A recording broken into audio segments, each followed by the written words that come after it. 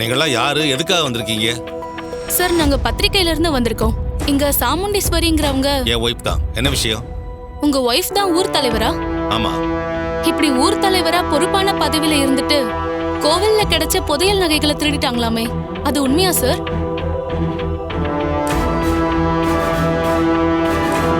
உங்களுக்கு யார் இதெல்லாம் சொன்னது? ஊர்ல பேசிக்கிறாங்க சார். அதான் அவங்கள பேட்டி எடுக்கலான்னு வந்திருக்கோம். இத பாருங்க, யாரோ உங்களுக்கு தவறான தகவல் கொடுத்திருக்காங்க. அவங்க மேல அபாண்டமா பழி வந்திருக்கு. இதுல துளி கூட உண்மை இல்லை சார். நாங்க நல்லா விசாரிச்சுட்டு தான் வந்திருக்கோம். உங்க வீட்டுல தானே அந்த புதையல் நகைகள்லாம் இருந்திருக்கு. மறுநாள் அந்த புதையல் நகைகளை கோவிலுக்கு எடுத்துட்டு போறப்போ எப்படி காணாம போயிருக்கோம்? இங்க பாருங்க, என்ன நடந்துச்சுன்னு தெரியாம நாங்களே குழம்பி போயிருக்கோம். பத்திரிக்கைக்காரங்க, நீங்க தேவையில்லாம கேள்வி கேட்டு எங்க குழப்பத்தை மேலும் மேலும் அதிகப்படுத்தாதீங்க சொல்லிட்டேன். தயவு செஞ்சு இங்க இருந்து கிளம்புங்க.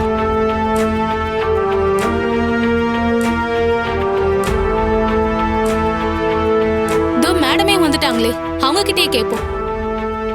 மேடம், நீங்க ஒரு ஊர் தலைவரா இருந்துகிட்டு நீங்களே எப்படி பொது சொத்தை கொள்ளடிக்கலாமா?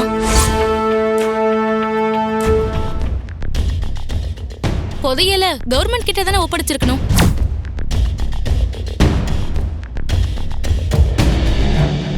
இது விஷயமா உங்க குடும்பத்துக்குள்ள நிறைய பிரச்சனையாமே. இதனால இப்ப உங்க பொண்ணு போலீஸ் லாக்அப்ல இருக்காங்களாமே. இதுக்கு முன்னாடி உங்க அம்மாவும் இதே மாதிரி தான் கோவில் நகையை திருடிட்டாங்களாமே, ஊர் ஜனங்க சொன்னாங்க.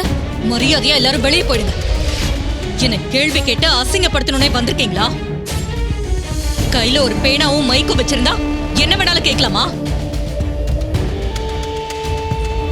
ஏற்கனவே நாங்க நடந்த விஷயங்களால ரொம்ப நொந்து போயிருக்கோம்.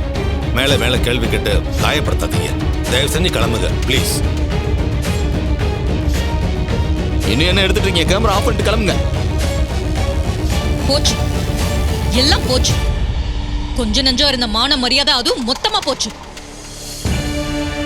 எல்லாம் அந்த ராஸ்கலால வந்தது.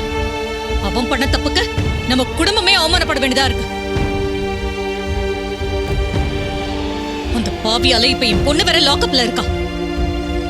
செத்து போன என் அம்மாவை அசிங்கப்படுத்தி பேசுறாங்க.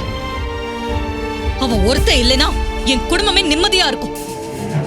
அவனை நான் கொல்லாம விட மாட்டேன். ஈஸ்வரி, ஏன் இப்படி டென்ஷன் ஆகுற? அப்புறம் உன் உடம்புக்கு தான் ஏதாவது பிரச்சனை வரும். தயவு செஞ்சு அமைதியா.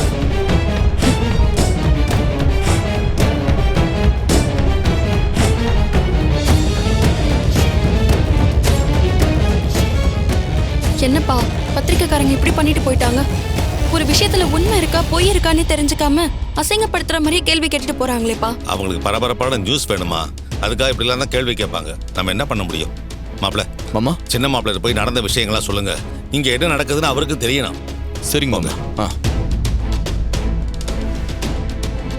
சின்னத்த மூலமாக தான் நகைங்கள்லாம் திருடி எங்கேயும் மறைச்சு வச்சிருக்காங்க.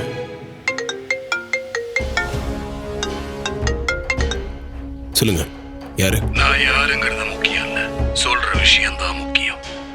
சொல்லுங்க. நீங்க தேடிக்கிட்டு இருக்கிற நகைங்க எங்க இருக்குன்னு எனக்கு தெரியும். அந்த விஷயத்த சொல்லதான் நான் கால் பண்ணேன். எங்க இருக்கு? அத போன்ல சொன்னா நல்லா இருக்காது, நேர்ல சொன்னாதான் நல்லா இருக்கும். சரி, எங்க வரணும்னு சொல்லுங்க. நம்ம ஊரை ஒட்டி ஒரு குளம் இருக்குல்ல, அங்க வாங்க. அது எங்க இருக்குங்கிற தகவலை நான் சொல்றேன். வரேன். சகல போன்ல யாருப்பா?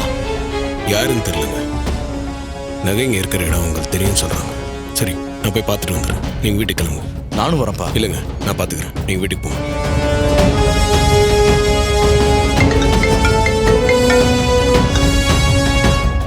ஹலோ, நீங்க சொன்ன இடத்துக்கு வந்துட்டேன். எங்க இருக்கீங்க? சாரி சார், நான் அந்த இடத்துல இல்ல. அங்க வர்றதுல கொஞ்சம் பிரச்சனை இருக்கு, அதனால வர முடியல. நான் வேற இடம் சொல்றேன், அங்க வந்துடுறீங்களா? சரி, எங்க வரணும்? நம்ம ஊருக்கு கிழக்கால ஒரு தோப்பு இருக்குல்ல, அங்க வந்துடுங்க. நானும் வந்துடுறேன். சரி, வரேன்.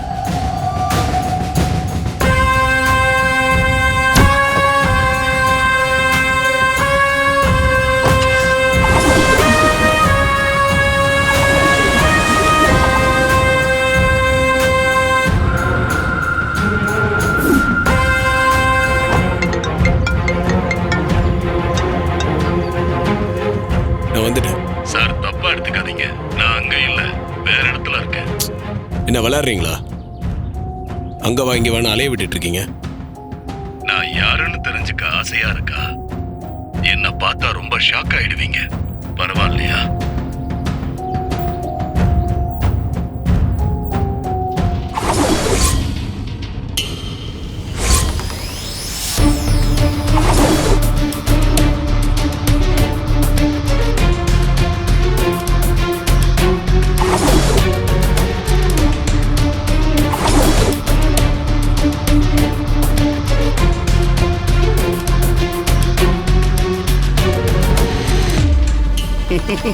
என்ன தம்பி, ஷாக் ஆயிட்டீங்களா? இல்லையே. என்ன தம்பி, அங்கிட்டும் இங்கிட்டும் அலைஞ்சிட்டு வந்தீங்களா என்ன? ஆ? எங்களை எவ்வளோ நாள் இந்த மாதிரி அலைய விட்டுருப்ப? ஊரை விட்டே ஓட வச்சல்ல, அதான் இன்னைக்கு உன்னை கொஞ்சமா அலைய விடலாமேன்னு நினைச்சோம். நீங்க இப்படி ஏமாந்து வந்து நிக்கிறீங்க. அந்த நகையை நாங்க தான் திருடி வச்சிருக்கோம். ஆனா அது எங்க இருக்குன்னு உன்னால கண்டுபிடிக்க முடியாது. இதையெல்லாம் செஞ்சது நாங்க தான்னு நீ ரொம்ப கரெக்டா சொல்லிட்ட. ஆனா உன் பேட் லக் என் அக்கா தான் நம்பலையே. இனிமேலும் நம்ப மாட்டா. நகைங்க கிடைக்காம ஊருக்காரங்க முன்னாடி அக்கா கறி அசிங்கப்பட போறா. அதுக்கு காரணம் நீதான்னு உன் மேல ரொம்ப கோவப்படுவா. அதை வச்சே உன்னை ரொம்ப ஈஸியா வீட்டை விட்டு வெளியில துரத்திடுவேன். கூட பிறந்த அக்காக்கே துரோகம் பண்ணிட்டு இருக்கீங்க. இதெல்லாம் தெரியாம உங்க அக்கா உங்களை ரொம்ப நல்லவங்கன்னு நினைச்சிட்டு இருக்காங்க. கொஞ்ச நாள் முன்னாடி வரைக்கும் நீ அக்காவுக்கு துரோகம் பண்ணவன் தான். இப்ப நம்ம ரொம்ப நல்ல மாதிரி பேசுற. உன்னை வீட்டை விட்டு துரத்திட்டு என் அக்கா காரி மேலேயும் திருட்டு பழிய சுமத்தி அவளை தலைவர் பதவியில இருந்து இறக்கி ஏன் புருஷனை இந்த ஊர் தலைவரை ஆக்காம நான் விட மாட்டேன். அதெல்லாம் நான் இருக்கிற வரைக்கும் நடக்காது. நடக்கவும் விட மாட்டேன். இந்த தடவை நாங்க நினைச்சதுதான் நடக்கும். கண்டிப்பா நீ தோத்துதான் போற. பார்க்கலாம். பார்க்கலாம். பாருங்க, கொஞ்சம் தள்ளி நின்று பாருங்க.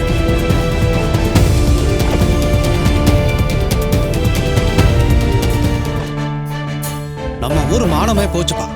பாரு, நகைத்திட்ட பத்தி பேப்பர்ல போட்டிருக்காங்க. சாமுண்டீஸ்வரியமா இப்படி பண்ணுவாங்கன்னு நான் நினைக்கவே இல்லை.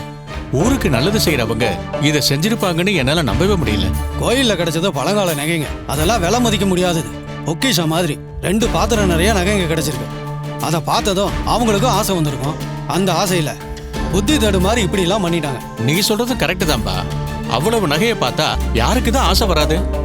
சாமுண்டீஸ்வரி அம்மாவும் மனுஷி தானே, அதான் தப்பு பண்ணிட்டாங்க. வர வர நாட்டுல யாரையும் நம்ப முடியலப்பா.